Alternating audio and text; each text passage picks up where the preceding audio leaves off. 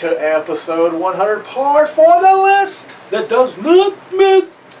And let's finish up this week our big 100 episode. Nobody thought we'd make it 100. Never. Boy, you look at episode 1, people thinking, well, these fools are not going to make it to episode 2. But we did. And now we're heading toward 200. Not only did we get past number 1, but we added 2 zeros behind it. We're now in the triple digits. What happens when we're in 4 digits? Oh, my Lord. So many years away. Yeah, so many years away. People will freak. They will freak out. But ladies and gentlemen, on episode 100, part 4, we've got the top rope reality story time continuing. Yes. The book is still here. We opened up. We're going to read from the story time. And this is chapter 5, The Limo Explosion. This is endings that screwed great WWE storylines and what should have happened. What happened? Throughout an evening of Vince McMahon Appreciation Night in 2007. Wow. It became apparent that Mr. McMahon was not the beloved idol he thought he was. Wow. The dejected McMahon left the arena following the disastrous tribute. Took one last look around the parking lot before stepping into his limo. Vince closed the door, the limo immediately exploded into flames, and the show faded to black. Vince McMahon was dead. Dun, dun, dun, dun. Okay. And Paul London was almost fired. Because he laughed right in that man's face. Yeah, it's So a it's big, supposed to be service. big grinner. Whew, he almost got him fired. How it ended. According to Craig DeJoseph, former WWE creative team member, the plans for a long-term murder mystery story arc that would be resolved the following year. Oh, my Lord. They don't know how to do that long of a story. Unfortunately, these plans were scrapped 1 week later when, during a planned Vince McMahon funeral episode of Raw, details began to emerge about the infamous Benoit murder-suicide incident. The angle was immediately dropped and was never revisited. Yeah. I mean, that would be in bad taste to do a murder mystery story It pretty much arc. felt like it started that week. Do what? I mean, it pretty much started, hints were going, okay, Benoit should have Raw, Benoit should appear, what's going on? He's supposed to do the pay-per-view that Sunday. Yeah. Yeah. And it just... How it should have ended. This one is all a hypothetical due to the Benoit tragedy. Right. So who could have been behind the attempted murder of Vince McMahon? You take out the tragedy of Benoit and his family and everything and just go with storylines anyway. Right. I mean, there's a lot of ways they could have So worked who it. could have... it says attempted murder, so I guess we're going to say, hey, he's not actually dead, which is kind of weird. Yes. Um, Show him in the hospital, bandaged up, as they do on TV all the time. Right, so who could have been behind the attempted murder of Vince McMahon? A character from Vince's past? A returning Shane? Or a vengeful Stephanie? Perhaps a shocking twist in which someone like John Cena or Shawn Michaels was behind it all? Or would they take a current heel to the next level of heeldom as a homicidal maniac? Like Kane. Or would it be that cheeky rascal Hornswoggle again? Please don't.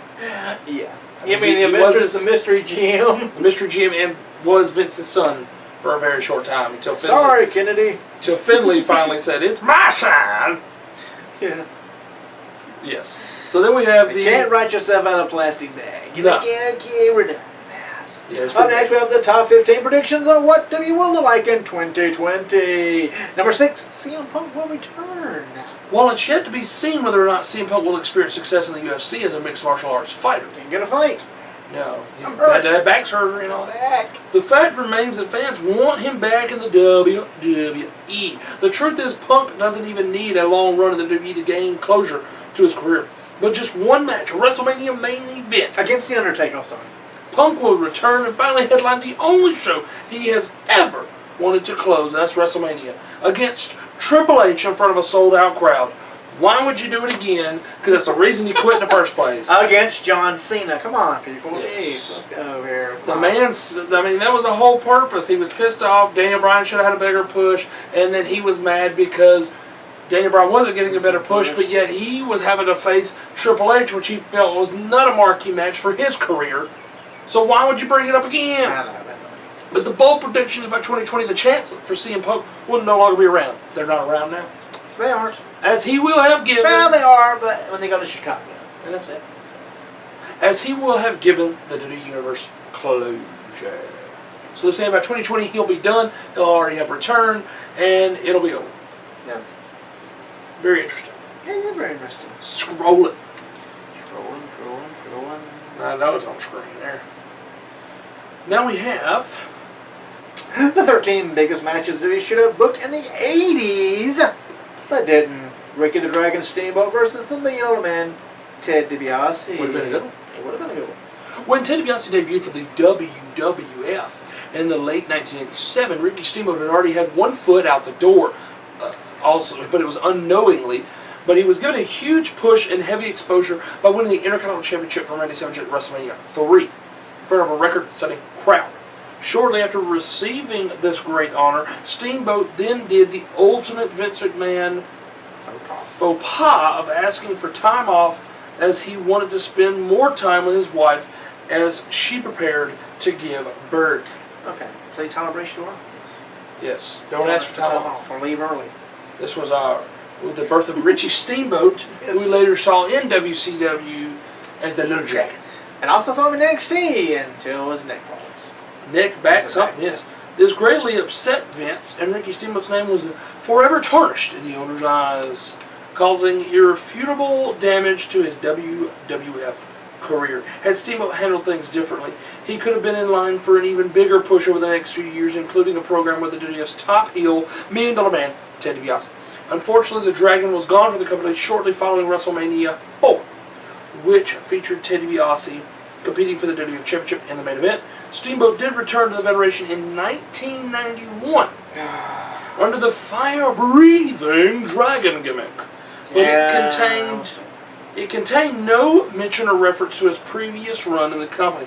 Although they did face each other in the first round of the non-televised 1991 King of the Ring tournament, it was far from a big-time program, and Steamboat would never again reach the stardom that he had previously experienced working for Vince. Yes, you're going to lose to the Honky Tonk Man.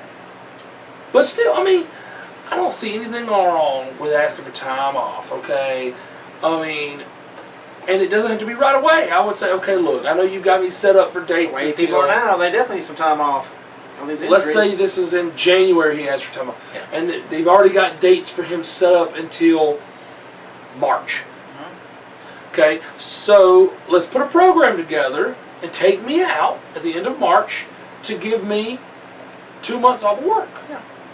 Okay, there's ways to work around this baby this. thing is not like it just sprung up on you. Right. You know it's right. You know it's coming. So. And Vince should know that, hey, this is what's going on also with him. Yeah. So I don't think there should have been an overreaction there. There should have been, hey, we'll give you 2 months off. We'll give you a storyline where you get injured and you come back, and we'll start that feud up with that person when you come back. And all's well and good in Love and War. But with this there, he became an NWA World Heavyweight Champion. He did. Vince said bye-bye, and he went to be a world champion. NWA said, come on in, we're going to give you and Flair. And he probably gave less dates because they weren't touring as much. So, and then he went back to WWF, and then went back to WCW. And went back to the... Well, way later on. Because he did 91 as the Dragon gimmick, and then he went back shortly thereafter and teamed. That's when he teamed with Shane Douglas, right? Might have been, yeah. Yeah, because he had to. Because that was his last run period. Because Austin injured him on accident, right? I think so. So he did the gimmick. Getting off the. Not really. We're getting off the overpass here and going down Steamboat's career. I'm just saying. You know, they were saying he went back and did the Dragon thing in 91. The WCW said, oh, that's a good thing. I like the Dragon gimmick. Let's bring it over here. And dress him as a dragon. And dress him actually as a dragon. Yes, and give him a big stupid lizards. Yes. And they had the whole weird... They did. And he blew fire. He did. And the kids went, yeah, okay. Him and Shane, it's a very random tag team. It is. Oh, Shane Douglas. But, so next week we've got number 5 in the top 15 predictions. Mm-hmm. We've got number 6 in the 13 biggest matches that we should have booked. And we have another 14 of the, or not 14, so 12 of the biggest matches of the 90s that wasn't booked. Yes, every other week. That's right. Every other week. And then up top over here, how it should have ended. Do we do that every week? We do the book, yes, the book is here. The book is every week, and it is going to be chapter 4. Oh, chapter 6. Oh yeah, why are we going down? Why are we counting down? Who reads a book backwards? Some people do it. I'm gonna find out what happens and didn't see I got there. Go to the read the back page and know what happened. Scroll back down. I'm just saying. Sure bossy today, aren't you? On a big 100. You got to. So because it's all here, folks. It's all, we gotta be bossy. It's here. It's the finals of March Macho Madness Tournament 2016. We have number 2 seed Sting taking on number 8 seed Ravishing Rick Rude. Could he be the spoiler of the whole tournament here, folks? Could he be? And would you mention Rick Rude as the spoiler? I would never mention Rick Rude as the spoiler. He may have wrestled as the spoiler. Like he wrestled as the Black Scorpion. Did he? No. I wouldn't be surprised. He did have a mask on, you know, when sidebar, folks. When he came into WCW, you know, he had. That's right. When he came back, he had the mask on, didn't he? With Paul Heyman. Yeah, they revealed him as his guy. Yeah, that's right. So. Because I think he had a match on Clash of Champions, which you can see on the network for only $9.99, and then he gets revealed because he wrestles the mask and then the body. Of course, like porn stash poking through. Hopefully they had regular old pants on him and not the whole. No, they were black. Everything was black and white. Okay, that's a good thing. That's a good thing. It is. But yes, the finals. You have Sting. You have Rick Rude. Who will be the winner? And the luck of the draw. I get to pick the winner. Yes. Pick the winner. It falls sometimes. This is very true, ladies and gentlemen. Where's your heart lie? Where does the heart lie? I'm a huge Sting wrestling fan, but I also appreciate, my older years I have appreciated Rick Rude's ring work. Exactly. I mean, it's a coin toss by itself. It is a coin toss by itself. Ladies and gentlemen, you got the number 2 seed Sting. You got the number 8 seed Ravishing Rick Rude. And trust me, hold on, before you keep thinking there. When we started this tour, when you heard all the names, who would have thought it had been Sting and Rude at the end? Not me. I mean, not at all. This is no predetermined stuff, folks. Not at all. We do not discuss it ahead of time. Nope. We do the coin flip to see who does each match, and that's it. I don't tell him who I'm going with. He don't tell me who he's going with. But I get the privilege of the finals this year. Yep. And ladies and gentlemen, the March Macho Madness. I wish we had drum rolls around here. Because the March Macho Madness tournament winner for 2016 is Rick Rude. Wow, and a shocker, number 8 seed. Number 8 seed wins the whole tournament. Number 8 seed Ravishing Rick Rude in a very deserving victory. Oh, it is, yes. Beat the number 2 seed Sting. He pulled the major upset. He did pull the major upset. I think, okay, if you could beat Dusty Rhodes, you could beat Sting. You can. In my humble opinion, Dusty Rhodes is better than Sting. So if you could beat Dusty Rhodes, you should be able to beat Sting. That is pretty good. It's a good tournament this year. Not saying anything that Rude come out of your bracket, but I'm just... Isn't that I smell controversy, folks. I smell controversy. But Sting did win the Mike Hogan bracket. Anyway, so I think... What? Nothing. What? So anyway, that is part 4. I wish I knew. I wish I wrote down who won last year. Right. I was looking to see. Probably Flair, Macho Man. It was not predetermined. Macho Man probably won his own tournament. So anyway. Or Sting. Next week on episode 1. It wasn't Rick Rude. It was not Rick Rude. He's a one-time winner, ladies and gentlemen. Don't think he was even in the tournament last year. Probably not. Because we do random ways of coming up with the tournament brackets. This time was U.S. and World Heavyweight Champions in WCW only. NWA, WCW. Yeah. That's it. No, you could not be picked from the WWE. And once this is gone, we're putting our thinking caps on it. We're going to come up with something in a couple weeks to a month and start a new tournament. So Always. But next week on episode 101, we're starting all over. We got 101. Should we call this a new season? I don't know how we do seasons around here. I don't know. It's 52 weeks in a year. I mean, when you get a year. It's true. It's starting up another year. It's coming up. So what, 52 and 52 is 104? So we're almost at 2 years completely? Yeah, roughly. There you go. I mean, we skipped weeks, so it's really over.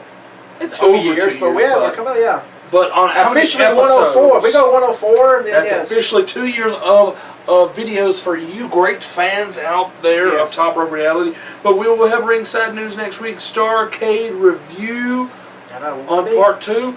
We sing and talk. Oh, we love our sing and talk Yes, on. sing and talk. Let's talk about this. We don't know what it's going to be.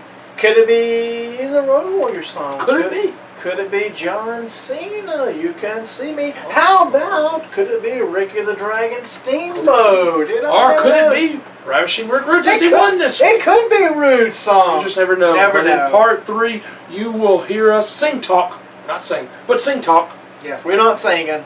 We Only sing for Christmas do we sing the jolly, jolly, holly. And it's pretty jolly. bad. Yes, it is pretty bad. So we're gonna sing We're talk. gonna sing talk the themes. WWE or WCW or whoever, a wrestling thing. ECW, Ring of Honor. Plus.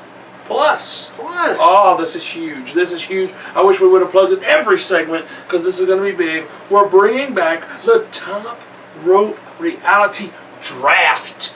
The draft is coming back, folks. The draft, we're going to do an all-new draft. And you remember last time we did a draft and we revamped pay-per-view matches, pay-per-view shows.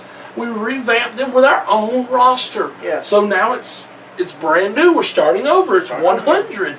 We're starting over with a brand new draft with a brand new group of people. Well, tell them how we're going to get these group of people. How we're going to get these group of people. Yes. My goodness, because I'm the one that came up with this. Kind of makes it bad when you. It does make it bad. We're going to be able to look at WWE, TNA, NXT, and I believe I said Ring of Honor. You did. And out of those, in the heavyweight division, in the main contenders, we're going to get 2. 2 each. 2 each from each of those promotions. 2 each. Then on top of that, we're going to pick out tag teams from each of those. So that's 4 tag teams and 4 tag teams. That's 8 tag teams. Right. And then on the women. The women we're also going to pick out of all 4 promotions as well. And we'll have a full, complete roster. Oh, yes. So we can start revamping more pay-per-views and go all over again, doing different ones. You just never know what we're going to do. Never know. Never know. I don't think we did Kings of the Rings. We may revamp a King of the Ring. We will see. We may do our own Iron Man, Iron Tag Team tournament. That's true. You just never know. It's confusing for me, but you just never know what will happen, ladies and gentlemen. Yes. Also, a new segment. I'll let you explain. Where it's going to be called Spotlight. You know, we had the PWI where we picked out the top 500, which that could be around here. That's going to come and go. It will. Here and there, like everything. But this Spotlight is more in depth. It's on one person. We will read off their career. We'll read off when they start. We'll talk about their names they were, who they are, what they did, who trained them, when they got in here. If they're gone, they could be gone. They could be dead. They could still be wrestling now. Could be on the indies. On the way out. That's right. But it could be a team. It could be a person. Now, are we doing the Spotlight every other week, or are we doing it every week? Are we doing it once a month? Only every other week. Every other week, just like the other one that we're doing? Yes. Yes. But it's being more depth. You know, the PWI 500 pick Which is number very quick. is very quick. Off of what they have on their magazine, that's it. We're going to say how many championships they won, where they worked for, you know, who they are, when they were born, when they got started. It's a more in-depth look. Who trained them, maybe? Who trained them, yes. It's going to be more in-depth than it is with the other one. And as always, like we already talked about, storybook time. We'll be back. And maybe a countdown here and there. Yeah. You just never know, because we're bringing things back. We're doing new things. We're bringing back the oldies but the goodies. You never know. Because we done our Hall of Fame, we do. Shoulda, coulda, woulda. Shoulda, coulda, woulda. You never know. You may see, and I'm just throwing it out here because I like to tease people. You may see a bad backyard wrestling one day.